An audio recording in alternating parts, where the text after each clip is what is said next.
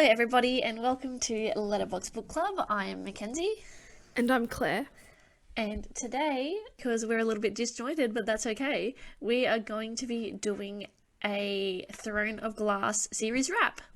Yay! Yeah, because we know we did a little halftime wrap for ACOTAR, but we thought before we completely shut the doors on Throne of Glass, we would just do a big series wrap, get everything off our chest, and talk about all the things. We just don't want it to end. We're just tugging ourselves along. Yeah, we need more content.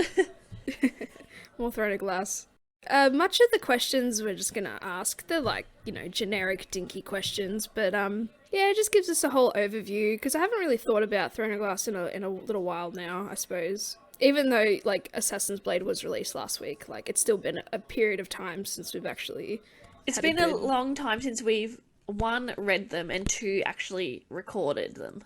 Yeah, so it's gonna be nice taking down a trip down memory lane and seeing if opinions are still the same or if they've changed for whatever reason. But yeah, stick around with us, and yeah. So yeah, this is gonna be similar questions to the ACOTAR halftime series wrap, because what else do you want to say questions wise without getting deeply profound? Yes. But yeah, we also know that not a lot of people like the whole fantasy genre either, so this is just fan service for us as fans, as in Claire and I. Just to talk about it a little bit more and to reiterate our feelings. Alrighty, to kick things off, it feels weird not going straight to a blurb or thoughts, feelings. Actually, you know what? Yeah, thoughts, feelings, emotions, the entire series. Do you want to start or do you want me to start? You can start. Okay, thoughts, feelings, emotions for the whole series. What a fantastic series. I loved it because I read ACOTAR first and then I read Throne of Glass, and I don't know if it's not about liking it more or liking ACOTAR less. It's just about and I think ACOTAR will get there just because there's 8 books in Throne of Glass, so there's a lot of universe to get into, a lot of world to get into, and so much that happens that I really immerse myself into it. And I liked it. It does start out as very young adult, and then you can see as Sarah, started writing it when she was 16, I think. Something like that. Yeah, so you can tell that it started out very YA. And then I think a lot of people as well on the internet say that you could skip the first 2 on a reread if you wanted to, and then go straight from Heir of Fire, because that's when the plot really kicks off. Because the first 2 books do very much feel like a separate story, because it is very much the Selena story. Yeah, for sure. Yeah, and then it kicks off. So I get it. But yeah, I enjoyed it overall. Very YA, gets to a bit new adult, bit spicy, a bit fun times, bringing in what we all want in our books. And as a standalone series, it's great. I would like a little novella to update me on what's happening, but I think, and we will talk about it, but I think in the way of the Sarah J Maas universe, I think that there are big things coming, and I am so hype. Love that energy, Kenzie. But yeah, I completely agree with you on everything you just said, Kenzie. It's such a wonderful series. Yeah, the first 2 books really, set the world, set the pace, set the adventure, and I agree that it is really the Selena story. Although Throne of Glass did give me that kind of Hunger Games, Divergent-esque, because of the whole competition for a certain goal thing. So very reminiscent of that when I was reading it, which was quite nice. Although there was a lot of champions in the first book to kind of die. I know, I was thinking as well when reading it, there was 30 champions or something? It was 20 something, I think. Yeah, and I was thinking, okay, you've got about 6 weeks, how are you killing all these people off? Yeah, and I thought they were to die, they'd be dead, but they could just lose and just get knocked out. Death is not the absolute consequence. But anyway, I digress. Yeah, such a wonderful series. Thank you, Kenzie, for getting me back into reading, is all I can say. Throne of Glass and Aylin has a lot of love in my heart, and I keep thinking about it every now and then. But yeah, it's just, I'm sad that I'm never going to read it for the first time again as well. I think as well, I'm glad we read it as ACOTAR and then Throne of Glass, because I feel like if I had read Throne of Glass first, that I wouldn't have enjoyed ACOTAR as much. Oh, okay. Yeah. So why is that? It's just because in terms of perhaps plot or characters or just how it makes you feel? Yeah, because I think I would have seen the similarities, and instead of drawing the parallels backwards, I would have drawn them forwards. And then I would Oh, have been like, okay. oh, I'm disappointed that that is kind of a carbon copy. Oh, Whereas I got okay. to read ACOTAR and really get into the characters first, and then I could read Throne of Glass as a separate entity as well, and then be like, okay, well, this character obviously was a blueprint for this character, and then this stems from this. And Yep. I also enjoyed how ACOTAR throws you into the world straight away of Fae and everything, but Throne of Glass sort of leaks you into it because the first couple of books there's mentions of Fae, but they don't have their powers, and so everyone's pretty much human, and then it fully goes into Fae and powers. Yeah, it kicks in. The first two books is really like also a history lesson Yeah. within the world building itself, Yeah. and it's like trying to keep up I can be a will bit difficult. say the only qualm I have, if you will, is the first two books and all the talk of everything about word marks and Oh, yeah. portals and everything. And I thought the portals were going to play a big role, and I thought Yeah. the word marks were going to play a big role. Yeah. And so the first two books, word marks, word mark, word marks. Don't Portals, hear portals, portals. jack shit about them until book Kingdom of 8. Ash. Yeah. And then it's just like one word mark here. Boom. And like there's a little bit of sprinkling with the escaping word marks or whatever. But apart from that, they don't play that big of a role. Yeah, I was expecting more like interworld dimension fighting, like them going off somewhere, or they're going to the Valg homeland or whatever to slay them once and for all type of thing. But no, which is that's one of my like least favorite parts of the book. But yeah, it's, they're just never seen again, just like Vaughn. But Yeah. Justice for Vaughn. but yeah, I thought it was gonna be portal hopping through places and worlds, but yeah. And then the one mention of the, I guess, multiverse sort of coming is one throwaway line that could have just been as it was. But because you've introduced portals in the first one and then suddenly you've brought it back in the last one, where does it go from there? And then you would think kind of maybe in ACOTAR there would be a little bit of that kind of vibe. But there's not really. Disclaimer, like we're going to talk about ACOTAR as well as like maybe even Crescent City, so if that's something that is going to bother you, please feel free to click away. If not, enjoy the banter, I guess. Yeah, I feel like because there was always ideas of like multiverse or a parallel universes in ACOTAR, and then Sarah has that opportunity in Throne of Glass with all those portals, but then it's just whether or not she really wanted to integrate them. And then in Crescent City there's just portals galore. Yeah. Maybe there was a lot of umming and ahhing whether or not to create like a crossover. I like to multiverse think she has a experience. big whiteboard, and then in Yeah. one corner she has portals, and then so she's gone back to be like, oh fuck, I need to bring that back in somehow. I forgot that I yeah. wrote about that. See, I would love to see like just like a stack of notes or like just a Google Doc of all her shit that she has. Or Yes. Sarah J Maas has, just like to connect everything. And, but yeah, I don't know. Maybe she didn't even think about. Or who knows? Maybe Throne of Glass might not even get like be a part of a crossover. You know what? Let's just go straight into just this for the moment. Okay. Big spoilers for entire Sarah J universe. Yeah, I guess. Yeah, why not? Maybe when she was writing Crescent City, because she's like doing Crescent City and ACOTAR at the same time, maybe the intent is just for these two to come together Yeah. eventually. Maybe Throne of Glass is just like well and done. Like Aylin is retired, her and Rowan are just chilling in Terracin as they should. And then because of the timelines, I was under the impression yeah. that Kingdom of Ash happened a very long time ago. But in terms of timeline, Kingdom of Ash is happening simultaneously to Frost and Starlight, Okay. and then Kingdom of Ash also is happening just before Crescent City 1. Ooh, yeah. So I think- Kingdom of okay. Ash, Frost and Starlight. But I thought it was like and Silver Crescent Flame because City- at that moment, Kingdom of Ash, Silver Flame, because she goes through and Farah and Reese are. Oh yeah, no, I saw it because we're talking about when they're fucking in the sky. Wrong part, anyway. Yeah, sorry. So Kingdom Could of you imagine that was the crossover that connected them all? So Kingdom of Ash, Silver Flames, Crescent City are all happening simultaneously.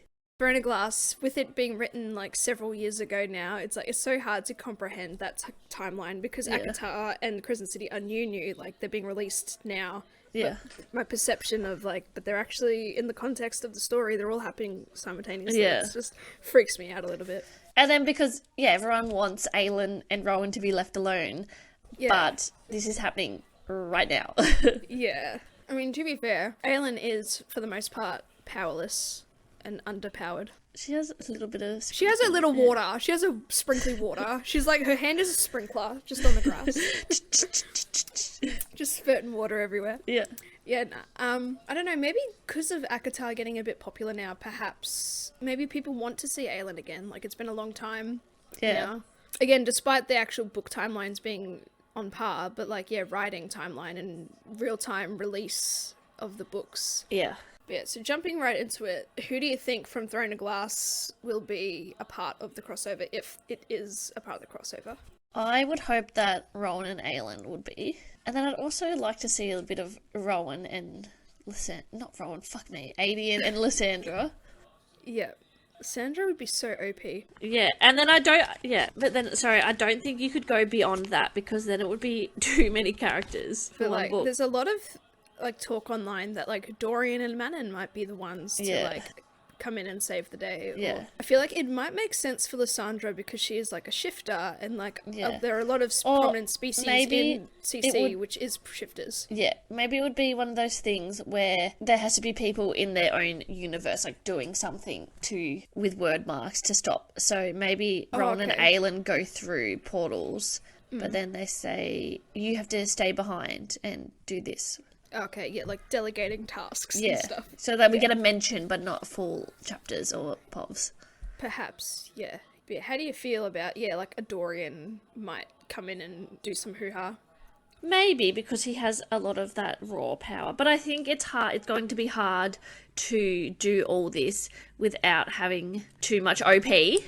Yeah, or even like to overshadow the initial book, because like if it's like an ACOTAR book, you'd want to highlight all the ACOTAR characters. Yeah. Like, you don't want Aylin and Dorian outshining them. Yeah, because it'd be the Crescent City, so it's going to be about the Crescent City characters mostly, and then there's already a lot of Crescent City characters to begin with. Yeah, oh my god. And yes, we are aware that our Crescent City podcast episodes aren't out yet. It'll be out in the next couple of weeks, so this is really weird talking about it right now, but bear with us, we will lay it all on the table in a couple of weeks. But yeah, it would be nice if, like, hypothetically there was like a Bryce, Feyre, Aylin sort of trio moment. That'd be pretty cool. I keep imagining like Bryce, because she's a battery, right, charging up like Aylin and like somehow reignites her. That's what I was thinking, or something with the cauldron, or what is it, the cauldron, what else, what other artifacts, or is it just the cauldron? The Nestor's Trove. Oh, the Death Trove. Yep. I suppose. Oh well, Bryce has the horn, Luna's horn. Yeah, there has to be something. Also, I think you showed me this TikTok, but the writing on Bryce's back tattoo is a word mark, people think. Oh. Which would make sense if it was able to open portals. Like, the horn as an artifact itself was a physical horn, so I don't understand why it would then be a word mark. I'm just thinking the logistics of that, because a word mark is writing. So I think yeah. So they could melt down the Dead Trove theoretically, and make a symbol. Okay, and that would be a word mark. I don't know. Oh.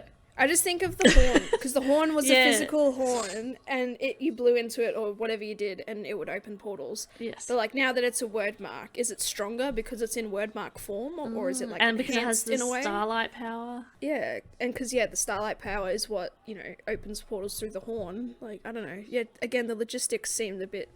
Maybe we're not meant to think about that, Kenzie. We're just meant to accept it and move on. Yeah, but I feel like, you wouldn't want any of the other characters or Sarah J Maas characters outshining the initial book that it's about. So it'd be about, Bryce and, like, Hunt and I was going to say Reese, but Rune. Reese's son, Well, Rune. we know there's something going on there. I also saw something online where, this was ages ago though, where Sarah said in an interview, someone in the ACOTAR, one character, like, has a phone on them. What? Like, and I find that hard to believe, though. It was weird. Like, someone, like... In the book's current timeline? One of the actors it's got to be more. Isn't too far from, like, a phone. But yeah. There's got to be more. And this is another thing that I find really funny, because like we talk about this again in, I think, House of Sky and Breath, but because obviously in House of Sky and Breath it is revealed, you know, we see some folks, and then it's described, because the language Bryce and I are talking in, it's the ancient language. Yeah. And it's just so funny because it's in a more technological world. Yeah. And then, in ACOTAR world is more like the medieval kind of punk vibe, and it's just so funny.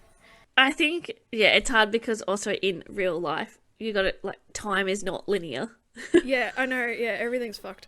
Like that telescope thing. Yeah. It's the photos from 3,000 years ago. It's like, what? Anyway. Yeah, the James Webb telescope. Yep. Such beautiful photos, though. I love space. You're a space girly, zodiac girly, planet girly. Alright, let's just reel it back in. Let's actually talk about the glass. No, that was fun though. That was fun. Alrighty. Who were your favourite characters of the series? I have an interesting answer for this. Okay. Aylin, not Selena. Fair enough. I mean, Aylin does have the more grandest, like, story, I guess. I just think Selena was very... Respect to her, also. Selena was very self-serving. Mm-hmm. She had to be. Yeah, which is fair, exactly, so she had to be. But, so Aylin, because she took all of that pain and all of that angst, and she embodied it, and she said, I am going to heal the world, make it a better place. Yep, I agree. Yeah. Whereas Selena was like, the world's against me, so I'm against the world. And yeah, just do whatever you need to do for yourself. Yeah. Which is pretty much her in the first... Yeah, which is fair. Like, in the first two books, she just wanted to get her coin and leave, really. And then Kale sends her away. Yes, because if she had been not thinking about herself, she would have killed Archer Finn in 2 seconds. And then we wouldn't be in this mess. She had so many opportunities to kill him, and she just gave him too many chances. Oh, pissed me off. But anyway. But Selena, being that assassin, likes to toy with her prey. Yes. As well. Likes to suffer a little bit. Yes. Anyone else? Rowan. Okay, we stand a feminist king. I love my BB. Just, he's written very well. He's everything I want in a man. I want him to punch me in the face. Wishes I had died 10 years ago. Yeah, he's so romantic. He wishes that you were dead 10 years ago. I love that. And I want him to bite me. Wanted to what? Oh, bite you. Bite me. Oh, nom, delicious. Yes. Good soup. And I think, because he was always pushing against Maeve, sort of. He just needed that extra oomph to get him over the line. He was kind of just existing. Yeah, and then he was just, there. like, anything for Aylin. He would go to the ends of the earth. Real quick, Maeve's plan was for Rowan to, like, hate Aylin for all of eternity so they would never end up together because of the mate stuff, right? Yeah. But, like, I don't think he hated her that much, in hindsight. Like, he was just a tough asshole trainer. I'm gonna, make you be who you should be type of thing. Yeah. But, like, the hatred towards her, in order to, dent their mate thing, it didn't come across as extremely hateful or anything. Yeah. And is that all for your favourite characters? Yes, because everyone else sucks. with good reason. Yeah. Well, like, Lysandra and Adian I do enjoy, but they're not my favourites, Well, sucks for you, because Lysandra's my favourite. She was the MVP. Oh, no, she was. But was she not OP? She was very OP. Yeah. But, but the sea dragon scene... Oh, yeah, so good. I could see that in my head as a movie. Yeah, and, like, her... I think she was, like, unless it was a sea... She was a wyvern as well at some point as well. Yeah. She was, like, a big bastard sea creatures. Like, it was fantastic. Yeah. Aylin is also one of my favourite characters. Is just, once she embraced who she was willing to, as you said, kind of heal the world. Yeah. And try and set things back straight. I would add Rowan closely to that list as well, because, he stood by her side. Like, even though he was with Maeve and the cadre, and, like, it was... started off as his past was very antagonistic, but came around quite well. The rest of them I don't really care for. Everyone, Dorian, he's a very honourable person. It's funny, like, all the main characters... But again, Dorian was very self-serving to begin with, I think. Yeah, which is ironic, because, like, he chose Selena as the assassin to fight for the king and do the king's bidding, but then, like, he hates the fact that, she was killing people as well as Kale. It's like, it's hypocrites. Conversely, who are your least favourite characters? The Lords of Terracin. Yeah, like they could have solved so many issues if they just took initiative. Yeah, the Lords of Terracin, like, they didn't do shit, but they wouldn't let Aylin be the Queen of Terracin. Yeah, because this is the thing, and we spoke about this in the podcast as well when we were talking about them, when in one of the books. But yeah, they wouldn't advocate for her to be queen. They wouldn't support her being queen, but none of them were stepping up to take leadership either. They were just sitting there, we're Sweden, we don't want anything, sort your shit out and then come back. Yeah, find us an army and we'll see what you do. Yeah, how about, where's your army? Why haven't you rallied an army? Yeah, like, yeah, oh, that pissed me off so much. Anyone else other than the Lords of Terracin? Yes, sorry. Lorcan. Yes, I agree. He's number 1 on my list. Yes, for reasons I'll let you talk about him when we get to and Kale after Crown of Midnight. Fair. That's fair. Yeah. So go on about your least favourite characters. So I'll talk about Lorcan last. But Arabin, of course, he was just a sleaze, slimy bag. Hated him so much. So glad Lysandra killed him. Adian in Kingdom of Ash only, because he was a dickhead to Lysandra.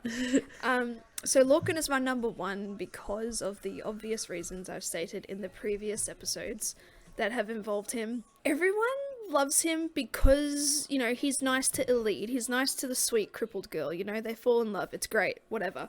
But he never respected Aylin. Yes. Never once. Yes. Yeah, like there were, I suppose, because he was working for Maeve, and Maeve wanted the word marks and wanted Aylin kind of like knocked out and all that shit. And of course, you know, they would fight and tussle, which is fine. But even in the turnaround, like, he never respected her or really apologized for anything. And it is his fault that she got tortured and captured. Yes. And that's people what I said. always It was forget his fault for giving away their location. Yeah, and like only Elide knows that, and that's why she's pissed at him the entire time in Kingdom of Ash.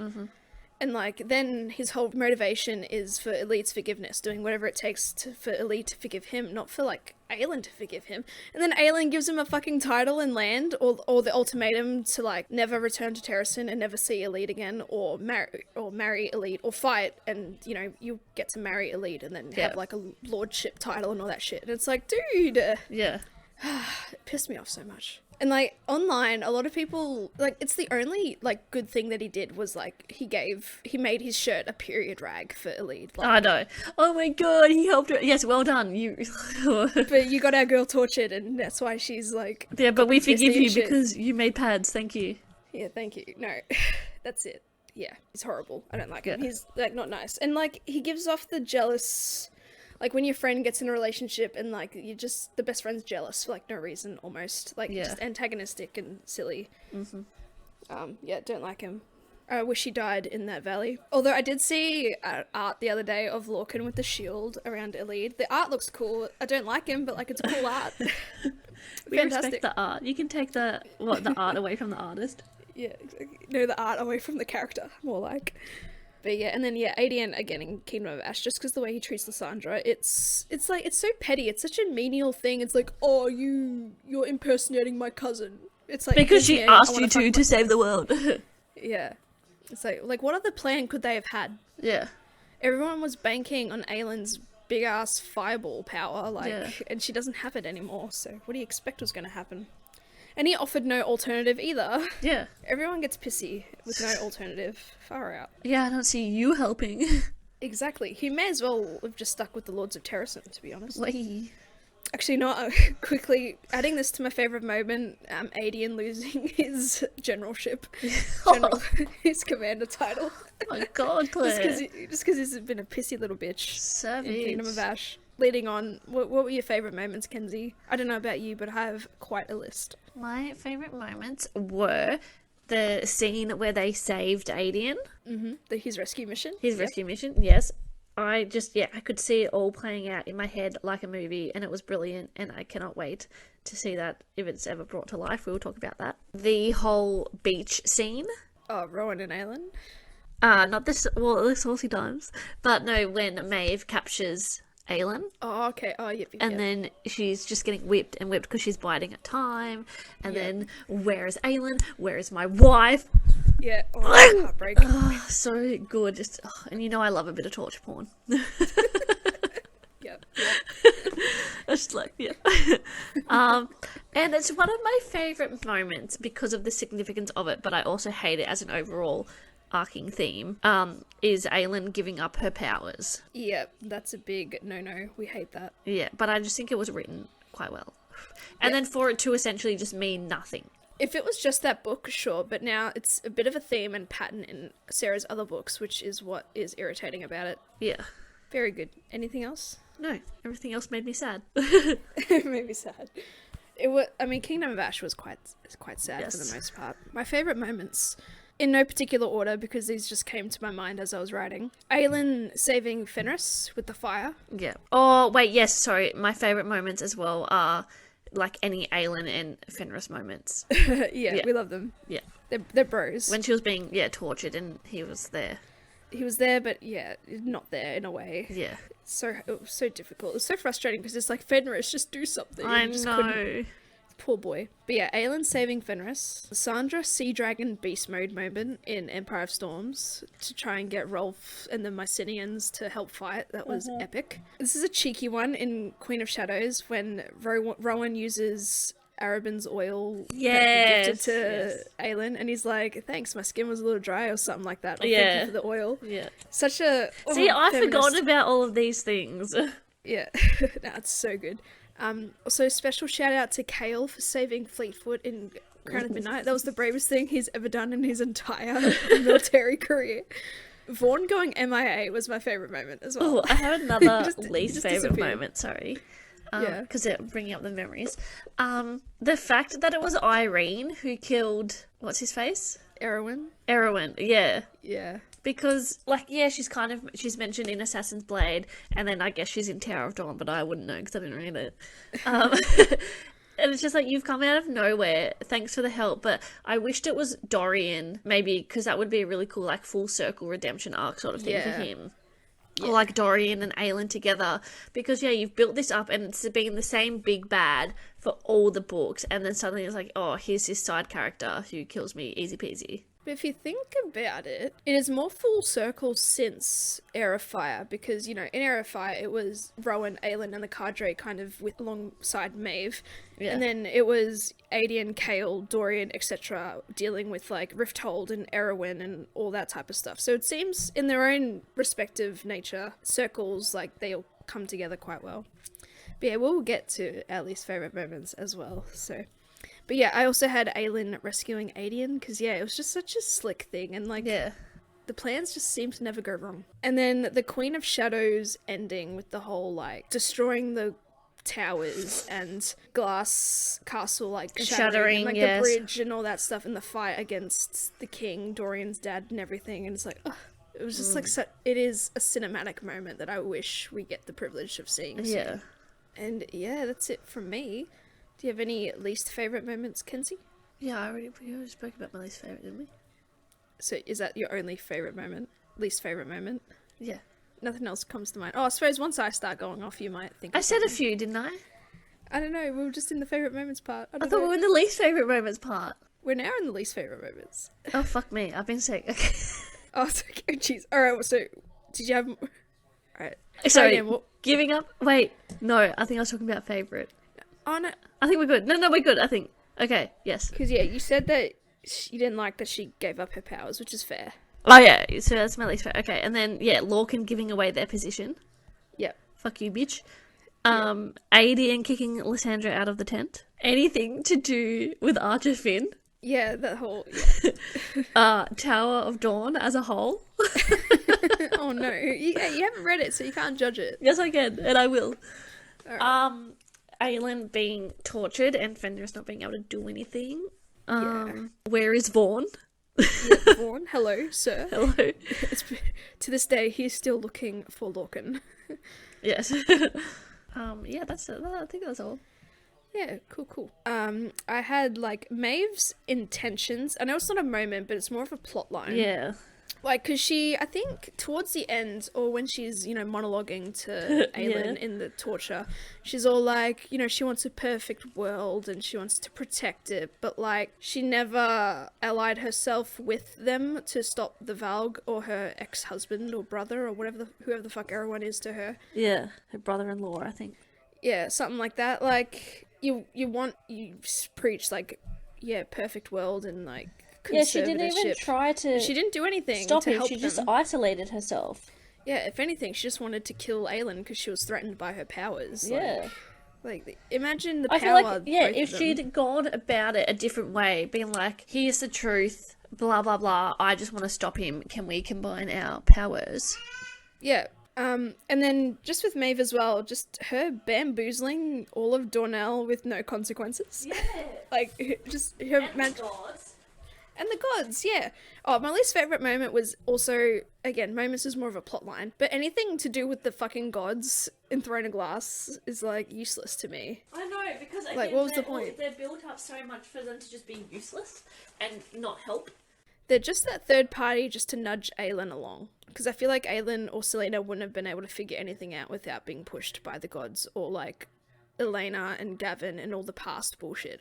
Again, least favourite plotline shit was the Elena, Gavin, whatever the fuck they did with the Valg back in the day stuff. Like, I hated it. Anything that was the history exposition. Yeah. I didn't understand and want a part of it. Yeah, neither. And the whole, like, the ultimate, like, sacrifice for Aylin to lose her powers with the mirrors or whatever the fuck was happening. Like, yeah, I don't want it. Quickly back to a favourite moment with Aylin falling through the worlds, only because I knew, the worlds that she was falling through as well. That was pretty cool. And then, we've already spoken about this, but the word marks seem to not matter after Crown of Midnight. Yeah. But yeah, while I think about it, adding to the favourite moments, I quite liked Manon v. Aylin over the canyon in that was Queen of Shadows. I could say a lot about the cinematic moments. I think I would it'd be so good. But there are a lot of really good moments, and it's hard to say, well, this is my favourite moment, this is my favourite moment, because I think just as a cinematic experience, they're very well written. Yeah, it'd be so cool, yeah. And now that I think about it, I'd love that, like, Aylin and Manon are on, like, parallel journeys to each other. Like, they're both wanting to save their kingdoms / land. Yeah. From the corruptions of evil or the curse. I feel like there was a lot given to Manon in terms of, like, plot points. Like, the whole, she's like the Crocan, like, heir and stuff as well. Yeah, I feel like there were a lot of plot points where Sarah just wrote a list of what she wanted to add, and then it was just tick, tick, tick, tick, tick, because there was a lot of side missions. Yeah, and, like, Manon seems to be, like, the witch queen of, like, everything. Yeah. And it's like, ugh, the poor girl. She just wants the wastes back. That's all she wants. And like, I suppose this must have been, like, more mentioned in Crown of Midnight, but why was the Crocan witches the only witches that got, like, penalised with death? Like... Right. Like, I forget why. Anyway. And then it's just the big moment when, turns out Manon is the Crocan heir all along, and Rhiannon and whoever the fuck that is, like, respectfully don't care about the witch drama. Would have liked a novella, though. I did. As we've established. My first read, skim a lot of the witch stuff. And my second read. But like, you got the gist of, like, in Air of Fire, when it's, like, where she chooses Abraxas with the whole, the runt wyvern and the underdog Iron Teeth Witch type of thing. Yeah. Alrighty, do you have a favourite individual book of the series? Air of Fire. Okay, why? Rowan. No, I think I love the montagey training vibe. Yep. And so, it was all about Aylin coming into her power and learning to control it and going deep and letting it overpower you a little bit with, like, the bonfire scene. And then, who did this to you? Yep. Ugh. Good torture porn tropes for you. Yes. Love it. I was in a great way. And the biting. Oh, yummy. I was having a great time. No, I just think it's very well written in Aylin is shedding Selena. Yep, for sure. Yeah. And she's ready to accept who she is. Yeah, Airfire is my favorite individual book too, because I also, everything you just said I quite liked. Yeah. Except the whole like investigation storyline with like, oh, the half-phase are being murdered. Like, I don't yeah. really care, because we know that the Valg are here and Yeah, they're because it didn't experimenting. really mean anything in the end. Yeah, no. And I also liked just the split story of like, yeah, Kale, Dorian, and Adian doing whatever the fuck they're doing in Rifthold, and then Aylin and her journey as well. It was just a nice little quiet back and forth. Although I was trying to read through like those chapters fast because I just wanted to get to Aylin. Yeah. Like, that's all I cared about. Oh, quickly, another favorite moment in general, I just liked Saoirse just helping Dorian as well. Yeah, Like, that was nice. That was lovely. That was lovely, but again, I think we've mentioned this a lot, of characters being introduced just to be paired off Yeah, straight away. for sure. I would have liked a bit of more of a slow burn if Saoirse, and I would have liked Saoirse maybe to be an endgame sort of situation, but then I do love Manon, so. Yeah, oof. Yeah, Manon. Yeah, like, why bother introducing her if she's just going bye-byes? They just need someone to help Dorian figure out his magic, I suppose, Yeah. at the end of the day. How do we get this information in? And then Rowan helps him later on, which is so Yeah. cute. I love that. And it just goes to show Rowan isn't like jealousy type either. It's like, oh, you dated like my mate, like I'm gonna hate you eternity or whatever. It's like, it's a compromise. Like, Yeah. he's just a good guy. Yeah. He's just like, yeah, I'll help you out with your magic. It's a good big brother or uncle moment. I don't know. Yeah. Because I guess Dorian never really had that with his dad. Hog TV show update? I will tell you. As far as I'm aware, there is none, but hopefully there's new information. September 2016, Hulu announced that they were adapting the show under the title Queen of Shadows. Yes. There is a script for at least one episode that Oh my we god. have been # confirmed. Only one? No. Yeah, that's titled Aylin, I think. Or Selena, or something. Anyway, and as of 2021, 2022, there are no new updates. Oh, alright. So it's either been shelved by the production company or just put in the bin. It's a pretty big world to try and take on, especially in like this day and age. TV shows are like 8 to 10 episodes now. Yeah. It's like, how can you fit so much into that? Yeah, unless you go, I guess, the Game of Thrones route and do hour-and-a-half episodes. Yeah, but even now, like with Netflix and stuff, like and Stranger Things, like they're making movie length episodes. Yeah. It's like, just have more episodes. Yeah. It's like, I saw a meme on, I think, Facebook or something, or even Twitter. It's like, bring back the 22 episode seasons. Have some filler episodes. It's great. But I don't know. Would you rather like a movie series or a TV show series? TV show. You think just because they're going to fit more into Because, it? yeah, I think you'd be able to fit more into it. But like, imagine if it was like a Marvel like 5 movie deal or whatever. But I still think that you'd have to combine, say, Throne of Glass and Crown of Midnight. Because there is a lot of filler plot. I think you would have to lose a lot to have those big moments have more of an impact in a movie. Or sort of would you sense. rather just kick off with Air of Fire? No. I suppose, you yeah, need the backstory. you need the background. Yeah, you need the background knowledge. I mean, I guess you could almost do Throne of Glass and then have that be at the end of Throne of Glass, you find out that Aylin is Fae.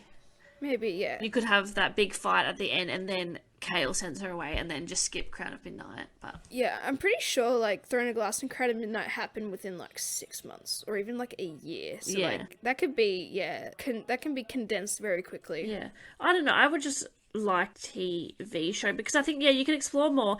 And otherwise, I feel like it would end up being one of those things, maybe with what happened with Divergent, how they were going really well and then they fooked it. And so, like, the last movie just got cancelled. The last movie got fucked because the book was fucked.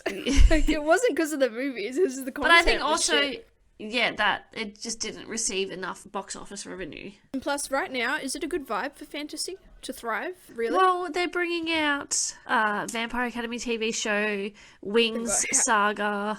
the House of the Dragons or whatever. For Yes, Game of Thrones. Sequel, requel, prequel. Whatever. I didn't even think Winx Club was like that popular. I thought it was like a meme. I thought it was a meme because I thought season 1 wasn't that great. Oh, I liked it. Well, no, like from the general consensus. I haven't watched it, but like the general consensus was like a bit of a meme. Well, if it's good, it's good. I don't know. Maybe they're gonna see how ACOTAR goes. Yeah, but that's not moved past a script Anything yet. either, yeah.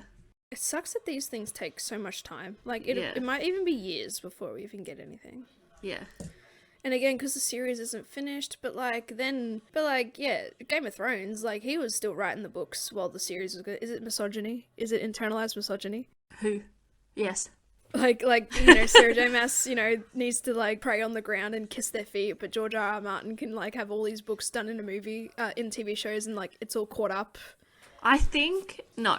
I think that Game of Thrones book series was different. very, very popular. But I guess that is internalized misogyny because I guess people are like, oh, a fairy book written by a female, it's for girls, you know?